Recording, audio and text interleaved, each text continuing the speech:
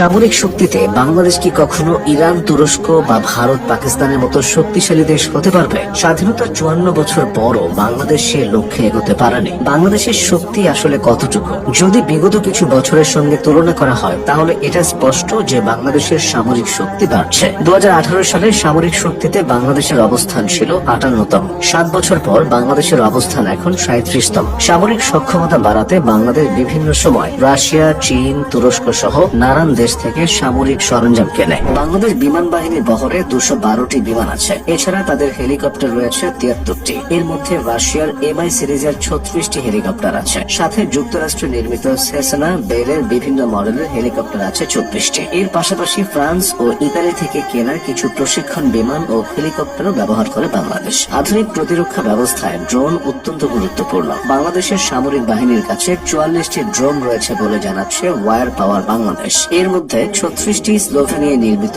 ব্রাভোর C4I। তুরস্কের তৈরি Bayraktar TB2 আছে 6টি। এছাড়া ইতালির সিলক্স ফ্যালকো সিরিজের 2টি ড্রোন আছে বাংলাদেশের বহরে। এবার নৌবাহিনীর শক্তি দেখা যাক। বাংলাদেশ নৌবাহিনীর কাছে সব মিলিয়ে নৌযান রয়েছে 117টি। এর মধ্যে 7টি ফ্রিগেট, সাথে আরো আছে 6টি করভেট জাহাজ।